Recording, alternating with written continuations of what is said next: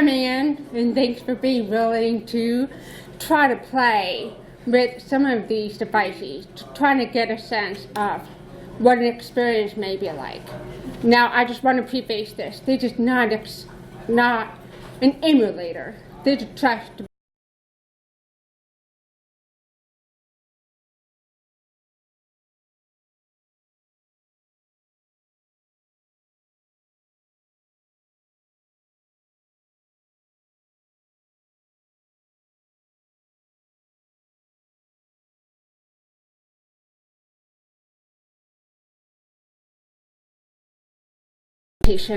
or to separately not have the mega means of using the vulnerability.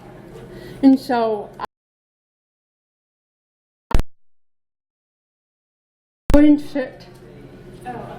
Amanda, could you come on up? And you too, actually, both of you.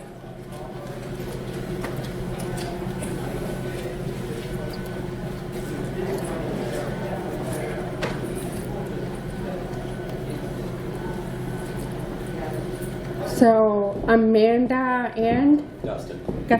So could you just talk about what you did and the reactions to using the hand simulation gloves? Sure. Well, I did the glove on my right hand and I'm right hand dominant. Yeah. And obviously it was very... Can you come over and speak to the microphone? Sure. Thanks. And obviously it was very difficult. So yeah, I had a very hard time using my fingertips. Yeah. And then when I tried to use my phone with one hand, for me it was almost impossible because obviously I haven't had to live like that, so I don't have tricks or things that I've been able to adapt to. Yeah. So it was very, and then I did that in conjunction with some of the eye simulations, and I mean it was almost impossible to use my phone as the way it's designed now. So, and some of the apps. So. I think you mentioned you know of somebody who has macular degeneration. I actually don't. Did you? Oh, I thought somebody. Do you have color blindness? No, I don't. But having done the glasses and losing the ability to read contrast, right? It's very difficult. You. Yeah. I want to share a little. Hello. So I also did it on my right hand, which is my dominant hand. And one of the biggest things I noticed was whenever you're using your phone, like the back button is always in the top left-hand corner. So trying to do that without being able to really bend your thumb or any of your fingers really is pretty much impossible unless you use your other hand to hold the phone. Which, like you were saying, if you had anything else in your other hand and you couldn't use it, it's basically unusable at that point. So I feel like the button should be maybe further down and closer to one orientation point. Yeah, so thank you. Thanks for coming up and sharing. So really, a lot of these, I think I heard somebody say, I didn't know the tricks. Well, you shouldn't know the tricks. You may not always know the tricks. So you need to be able to use the technology and the device as it is designed. There shouldn't be any shortcuts. You should be able to open up a system and understand how to use it. So this session is really about building empathy and understanding of what the challenges may be when we're designing our processes. And this is not a developmental how-to on how to create accessible websites, but I am going to help you understand what are the considerations that we need to be thinking about in order to create an accessible website. And so I'm going to kind of go through some of my personal story on how accessible websites is not just for a niche audience. It's about creating an experience that everybody can benefit from and everybody can use. I lost my hearing to meningitis when I was 8 months old. And so I was completely deaf. And my parents wanted me to be a part of their world. They wanted me to be able to communicate with them, with my neighbors, with my friends. So they put me as part of an FDA study. And so I was the first one in the country to receive a cochlear implant when I was just 3 years old. And I heard on one side with one channel. And within 3 months, I was able to verbalize and articulate language. And here's a little video clip of me. If I can get it, all right, great. Let me see if I can play this.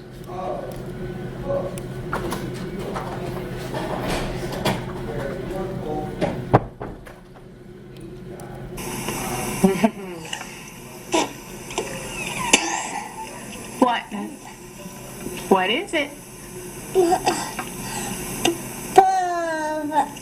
Yes, that's right. Now, you say balloon. Balloon. You do blow it up, yes, but say balloon. And so I was just hearing for 3 months at that point. And it took a lot of work, and my parents to really work with me. They were designing an experience for me. They were designing an experience that allowed me to be in the mainstream. And with that perspective, my parents were always looking at the environment. They were thinking, how can we create an experience where Catharine is participating with everybody else? So an example of this is when I was 6 years old, my brother had this Walkman, and I thought it was the coolest thing. I was like, I want this for my birthday. And my parents were like, you're deaf, you can't hear. But they won't. But it was so important to me to have the cool toys. And I wanted to be there with my neighbors because they had one of these too. And my parents came up with the idea of using these with books on tape. So they gave me my own tape recorder with books on tape in the books. So I would listen to the books and read along, all the while getting the therapy at the same time. It was killing 2 birds with 1 stone. I didn't know I was being tricked into listening practice. All I knew was I had the cool toy that everybody else had. And so it was a really kind of a pivotal experience, a moment for my parents to realize we can take devices designed for hearing people and we can still make them work for deaf people with a little bit of thinking, with a little bit of strategizing. So I share this because I don't want us to look at something and automatically think, oh, that's for hearing people, or that's for people who can walk. So, it's really about a shared experience and getting me to be a part of the whole experience. Oh, in the church choir, for goodness sakes. You heard me in that video 2 slides ago, so I couldn't carry a tune. But they put me in the church choir because being a part of the community was so important. It was so important to be able to participate with everybody else. And, there's actually landed on the front page of the Winston-Salem Journal on Christmas morning. So it was great. And I never thought I was different. I never thought I was the deaf one. I knew that I had a few additional things to help me along the way. I knew I had a few designs that made it easier for me. And all this process, I really felt like a normal kid. I grew up, I went to the mainstream schools. I went to Wake Forest, and I was able to graduate with my class. I came to the rookie world, and I joined Base 2 to help and do product management and do all these things we do, being an adult.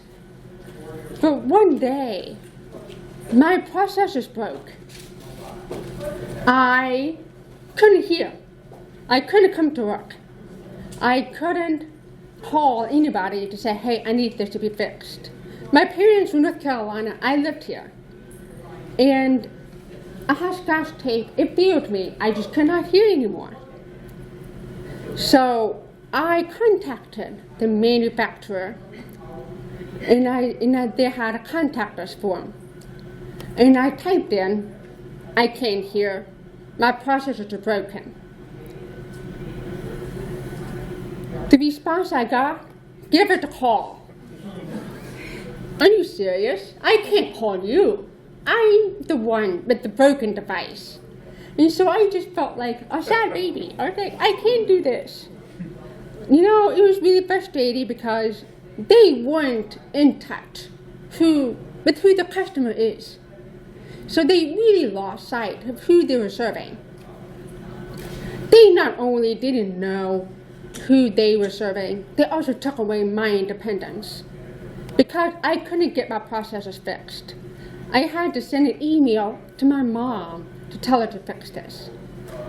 I should be able to fix this myself. At that point, I was 30 years old, trying to live this mainstream life that my parents worked so hard to get me to have. But I still couldn't do it. So, you know, we need to ask ourselves, what is the company doing to make sure that everybody has an accessible experience? This website, the manufacturer, could have done an email conversation with the customer service instead of saying, give us a call. They could have had a contact us form where it has a chat bot helping throughout the process to get me to the checkout point, to put in an order for a new processor. And not only is this process kind of broken, because once I got the new processor, I still had to make an appointment to get it programmed. That requires another phone call, a phone call I couldn't make. So I needed to find a doctor, and I needed to find an audiologist. So I emailed her and said, hey, my processor is broken, I need this fixed. So we need to be thinking about the entire experience and not assuming that somebody has one sense over the other. If somebody can't see the screen, are there audible or are there textual versions that allow for them to understand the process? So with our designs, with our customer experiences, and with our government agencies, with our citizens, are we limiting or advancing the experience of others? So this is really kind of the genesis of my story, is helping you realize that, like, there are citizens out there who need help, who are trying to reach FEMA.gov in a time of disaster. Can they get the information they need when there's a tornado coming? Do they understand what they need to do to get help? We need to make sure that we're not leaving people out. So this really can help you understand that process of making sure that we're not leaving people out in the process. At phase 2, I've been there for 8 years in product management, and I spent a lot of time testing code and testing the end user experience, and so many of the issues that I'm finding actually happen in the beginning. No, it's design, it's user experience strategies, and we can do so much more by fixing that part in the beginning. We can't blame the builder for being given the wrong designs when it couldn't have been improved upon in the beginning. And I'm really not an edge case, and design is all around us. How many of you remember this potato peeler? You know, you've got the potato peeler? Okay. It's about making accessibility a part of a process. The founder of the Good Grips, Rexel. The founder was because this one was his wife's potato peeler. She had arthritis, and she found it really hard to use the potato peeler. And he said, I can make a better version of this. And he actually padded it with silicone and made a wider grip so that she could use it. And he said, well, hey, I've got a better potato peeler. And that's how Rexel started. And now Rexel is beyond potato peelers, and they're everything. So when you go home in the kitchen, I want you to look at Rexel. They're grippy, and they have the edges, so it can't slip out of your hand. And they're wide, and it helps with different dexterity elements. So he thought it has to work for people with arthritis, but also has to work for everybody. So that was his basic premise. He knew he could not design an arthritis-specific potato peeler. He was also a businessman. He knew he needed to design a product that appealed to the mass audience. And so that was in 1990. And now it's mainstream. It's everywhere. And that's the beauty of this. Something that started off as a niche is now so mainstream that we don't even think this started because of somebody's arthritis. That's the beauty of it. And we can do that with our designs on our mobile apps, having bigger buttons, making sure that the back button is not in the top left corner of the phone. We can accommodate and we can change the designs in response. And so, again, I'm still trying to make sure that you have a broader perspective. So I want to show you these pieces of furniture from IKEA. So, how many of you have IKEA pieces? Did you pick them out because you liked the way they looked? And they fit in with the living room? Yeah, exactly, sure. So how would it be if that couch is too low and you have cerebral palsy and you have a hard time standing? That couch is too low and an option is a taller couch that you don't like. That sucks. So IKEA worked with a company called Disables, and they did 3D printing to raise the couch. And so all of a sudden they can use the couch they picked out with blocks to make it higher. So I'm just showing you these videos.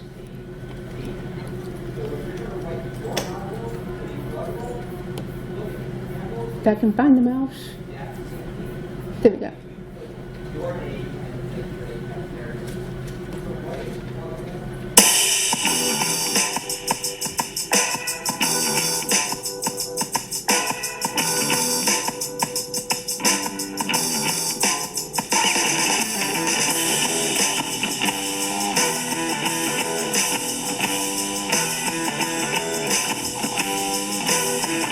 That's it.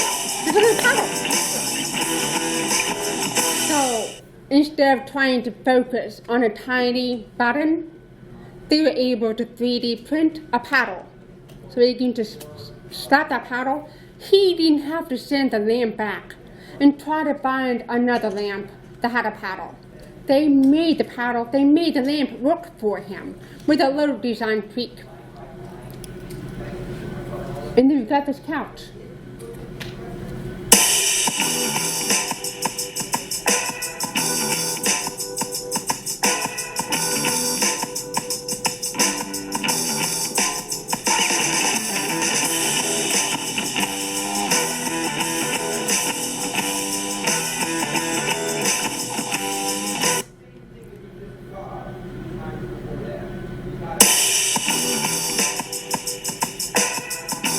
You can't grip.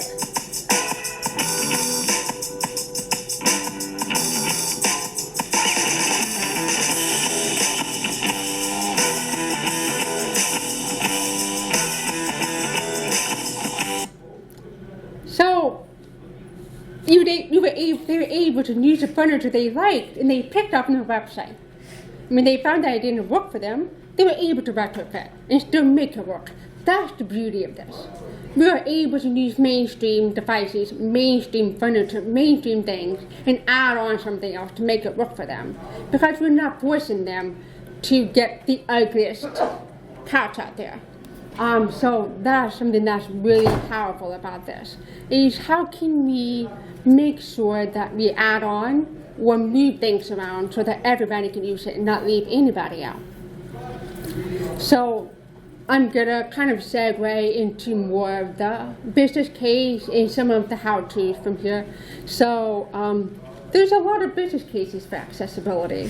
You know, we hear it oftentimes. SEO means better SEO. It means higher page hits. It means better links. It means better page visits.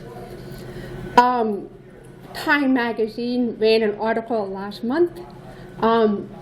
All of the 2020 campaign websites were not accessible. All of these campaigners were saying, we want to reach people with disabilities. We want to reach those voters. But yet, the websites were not accessible. Then Virginia Chaco, the CEO of the Miami Lighthouse for the Blind, said, candidates are potentially missing out on millions of voters and their donations if they do not make their websites more accessible. She went on to say that they probably weren't doing ill will. They just didn't know. They just don't know what needs to be done to make sure that we have accessibility put in place. I believe the same. I don't think anybody out there is deliberately saying, we're not going to make things accessible. They just don't know. And that's what I'm here for. I want to help educate you on those little metrics to improve accessibility. Earlier this year, WebAIM did a study, and they scanned 1 million websites using the Majestic Millions list. The Majestic Millions list is a ranking of all of the 1 million most popular websites. That included 1,710 government websites. The top of that list was NIH. They were the number 47th most popular website, all the way to 994,000 was the Orange County, Virginia government website. So it's pretty safe to say most of the federal government websites are included in that 1710 number. Of these 1,700 websites, 97.8% had accessibility failures. There were things that were inaccessible about the home page of those websites. So oftentimes people couldn't even get into the front door because there was an accessibility issue that prevented them from having an accessible experience. So with basic training and awareness, these are actually very fixable issues. These are not shut down the website and fix the problems. These are fix as you go, update them. So the most common were low contrast, a very fixable thing. Again, something that can be remedied earlier on in the design process. That's what I was getting to earlier. When it comes to me to do the audit at the end, we could have found these color contrast issues in the very beginning of the design phase. Better yet, when they're working with the branding in the design agency to make sure that we have conforming colors. In the second two are all content entry issues. If you have better content training, better help text in the CMS, helping them understand how to write better alt text. And adding in empty links, adding in the links. A lot of times there'll be no links, and that is very confusing to use it for a screen reader. Now, these 97.8% of issues are impacting 1 in 4 people. 1 in 4 Americans have a disability, according to the CDC. Now, this number is pretty significant, but it's not getting smaller, it's getting bigger. We're talking about by 2030, that's 10 years from now, if you can believe it, the elderly will outnumber children. So, as those of you who are wearing the glasses, or I'm using the hand gloves, navigating devices is going to be challenging. It's not going to get easier. And so they're going to deal with limited mobility, limited motor control. Cognitions can be reduced, and they're not always going to know the slickest or the fastest user experience patterns. So we need to make sure that we're designing predictable and common patterns and not throwing in new navigational menus. Helping them understand order and prediction is going to be crucial in making sure that things are logical and they fall in place. We've also got to think about people with temporary disabilities. You've got a sling in your hand, slings. You've broken an arm, you have rotator shoulder cuff surgery. Maybe an ability to type is being impacted. I know that some of you have already given up and took off the sling. What if you didn't have that luxury? you have to wear that thing for 6 months. You don't want to have a really difficult experience typing when using the web. Can we leverage speech to text if you can't type? Can we make those technologies easier to use? How many of you have lost your glasses or the contacts fell out and you're pinching and zooming the devices? So these are all everyday situations. We've got situations. A brand new mom holding a new baby in one arm and trying to book in a doctor's appointment for their checkup.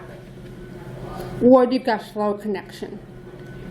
Making sure that they're not relying on infographics or images to communicate, because they may not always download.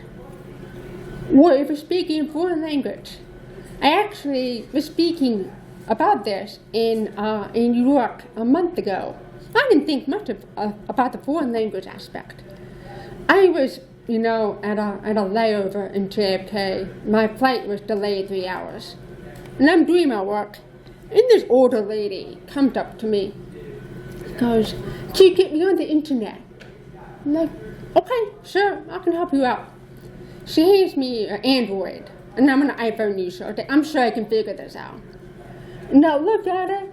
All the icons are different. It's Swedish.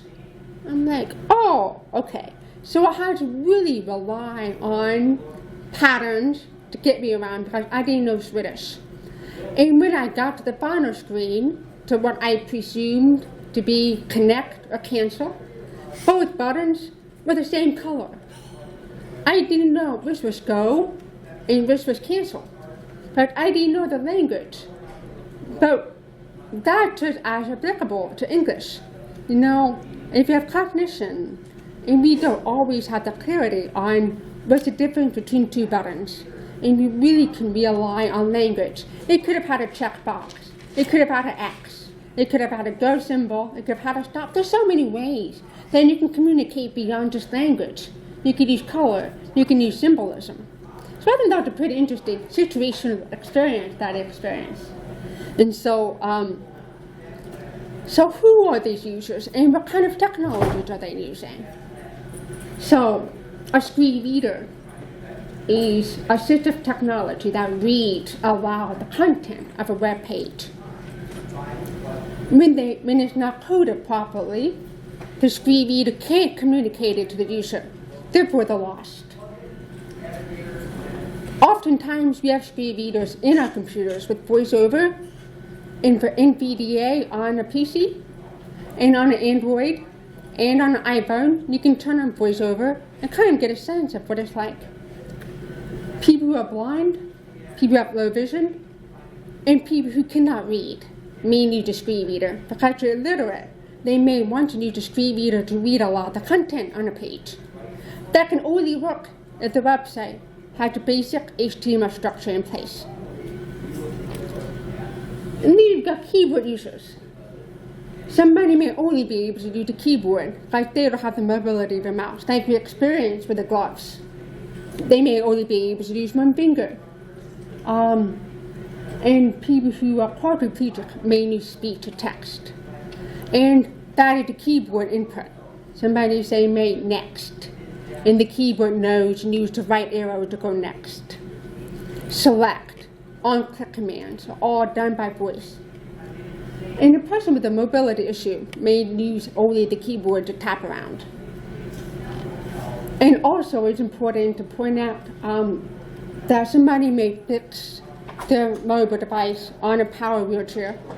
So we can't change the device orientation on it. We must always be flexible to which it is, horizontal or vertical. So that's one of the guidelines, is making sure that we're not designing for mobile horizontal display only. It must also work in vertical display. We've got low vision users. They require color contrast and other error states that are not communicated with color alone. How many of you have seen the errors in red outline only? If you can't see color, that's meaningless. But you can have the red outline with the text error, or an exclamation mark or a triangle, to help them see that this is something that's unique. And I'm passing around some glasses for you to try out. I just asked that on the way out, just please put them on the table and feel free to hang around. I think we have 15 minutes. You can try them on. In cognitive conditions, these users who have cognitive processing issues that impact their ability to process information, people with autism who rely on patterns and order and prediction, Down syndrome, dementia, ADHD. And these people can be distracted by things like we don't need to have fly out text or spinning things that may distract them from the main information. And people with learning disabilities, like dyslexia. Mobility. People who have neurological disorders like Parkinson's. Age-related loss of motor control. And even moms holding a new baby. The baby's crying and they're moving around. So these are all things we need to be thinking about. So I wanted to show you this video of somebody with a mobility issue trying to navigate a mobile device.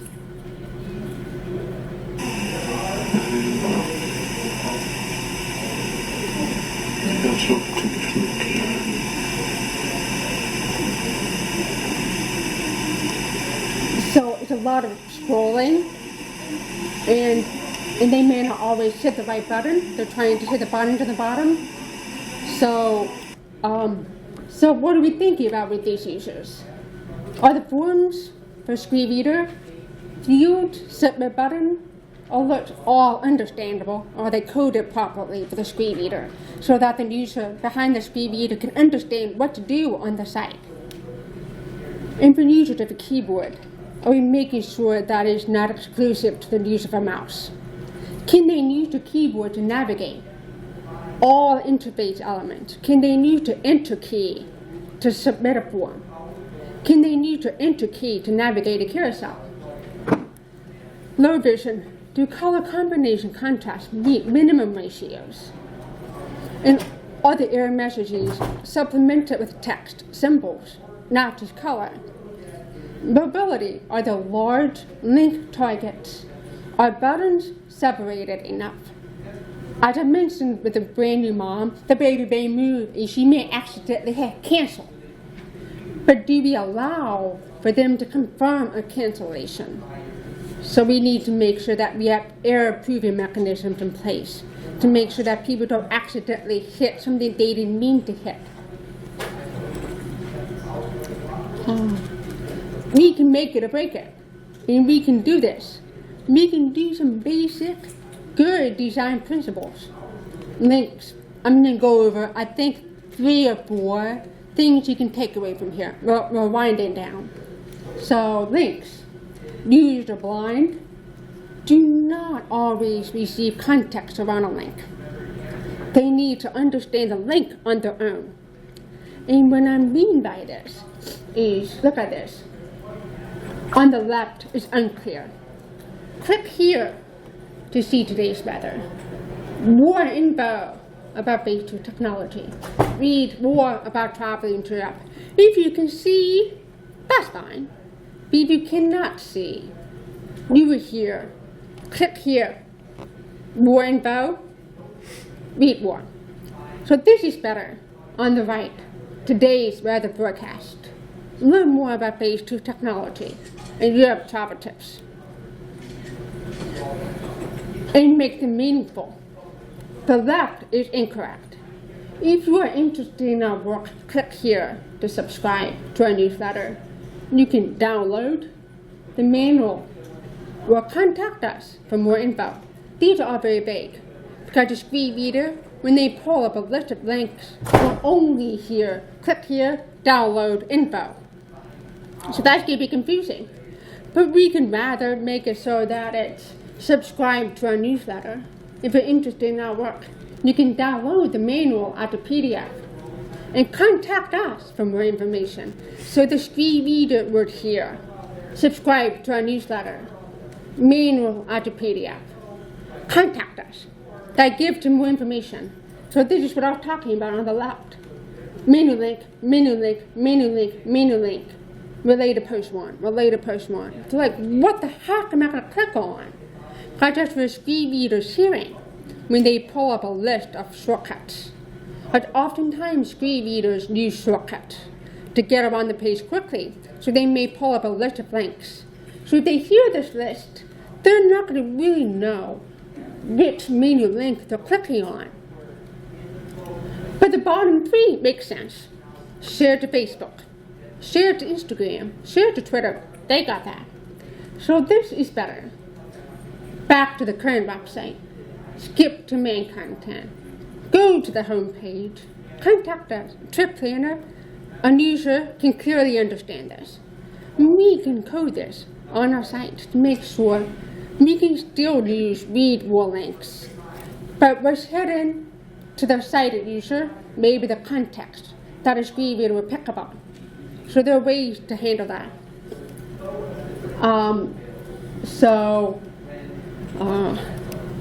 Buttons, we've been talking about this.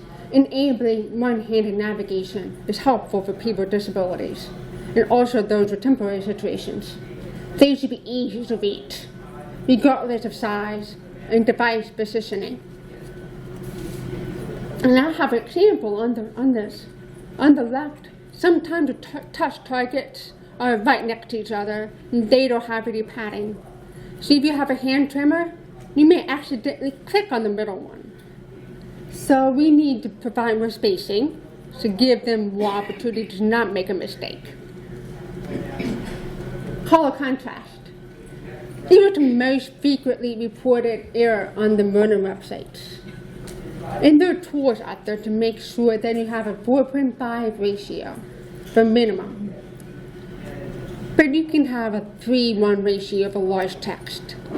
But if a body text is at least 14 point bold, then you can use a 3:1 number. Inactive state buttons do not need to meet contrast ratios because it is inactive, so the user is not intended to take action on it. So that is an exception to the rule that I often get from designers when they're working in the design phase. Like, well, my light gray and light white is in passing because it's inactive. And I said, that's okay because it's inactive. It's not intended to have action. And the user cannot see, understand that it's inactive. And there's a couple of design tools for Sketch. It's called Sketch plugin. The great thing about it is if a color fails a contrast, it will recommend the next best option in the closest manner possible. So that's a really great design tool. And there's comparables for Photoshop. But if you're not a designer, you can also go to colorsafe.co.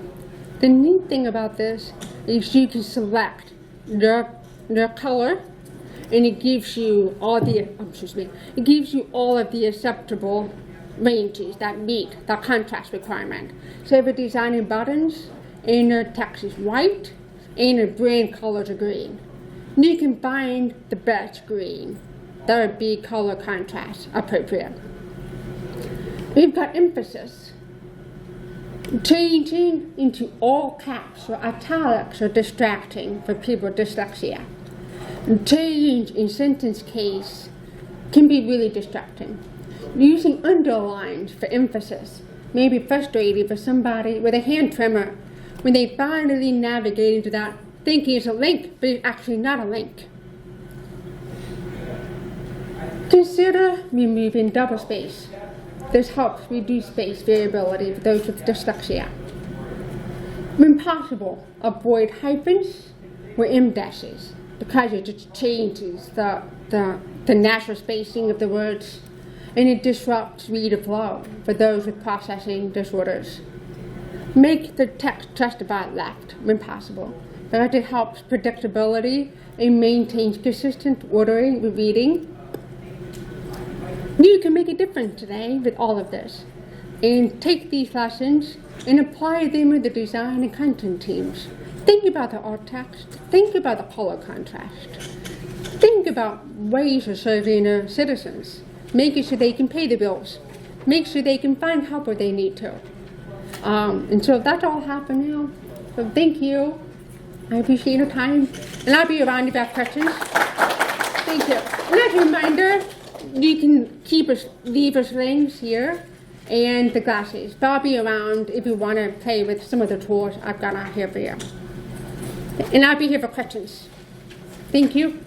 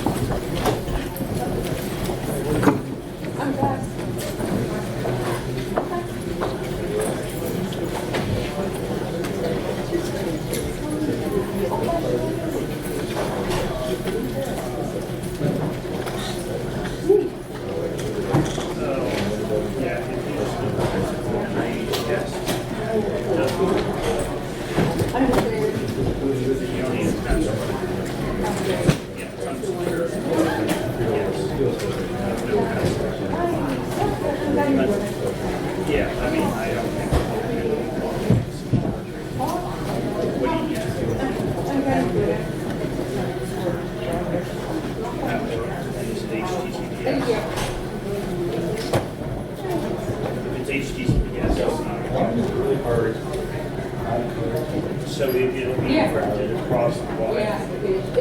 So I think it's that way.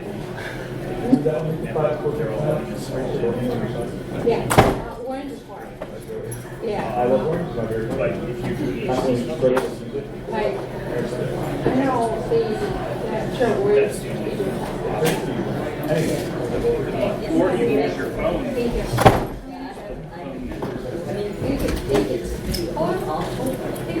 Yeah. Thank you. I can push your flash there. You were.